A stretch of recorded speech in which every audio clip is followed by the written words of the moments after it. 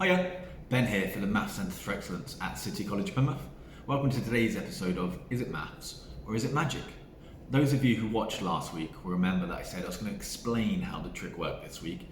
So if you haven't seen the trick, go back to last week's, have a watch, and then come back and watch this one.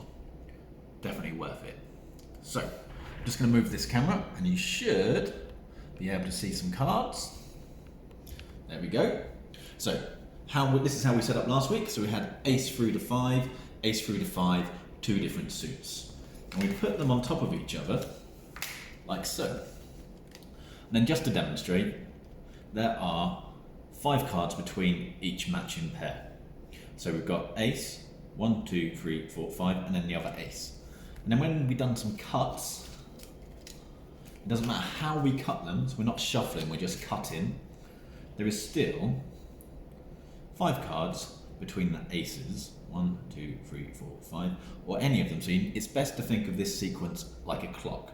So if we pick the 3, there's still 5 cards between each 3, but it just goes round. So 1, 2, 3, 4, 5, and we're back at the 3. Same with the 5, so 1, 2, 3, 4, 5. But what happens then, so if we cut them in 5, so if we cut 5, the cards all still match up, so they're matched up with their pair. Where it becomes slightly more tricky is when we deal them down, we reverse the pattern. So let me just get these out.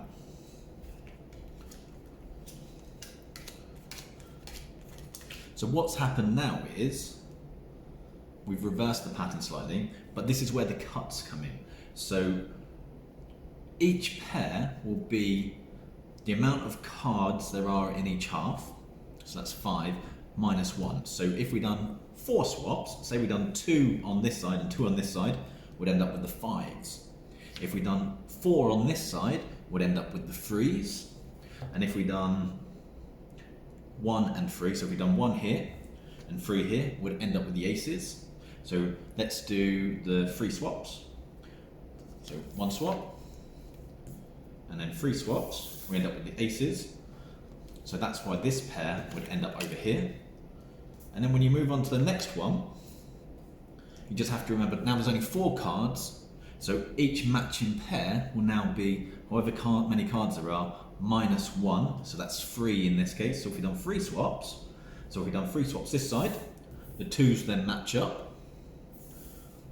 If we've done 1 and 2, the 4s would match up. And if we've done 2 and 1 this side, the 4s would still match up. So let's do 3 on this side, just so we can get rid of the 2s. And then so on and so forth. So now there's 3 cards. So yep, you guessed it, to get a pair, we just need to do 2 swaps. Doesn't matter where those 2 swaps are. So it could be 1 on 1, get us the 4s, or 2 on this side will get us the 5s, and 2 on this side would get us the 3s. So you keep going like that. Let's do 2 on this side, so we get the 5s, and then you just do 1 swap, so it's easier to see here. So now we've got 2, so we just take away the 1, so we just need to do 1 swap. So it doesn't matter what side we swap. So if we swap this side, the 3s match up. If we swap this side, the 4s match up.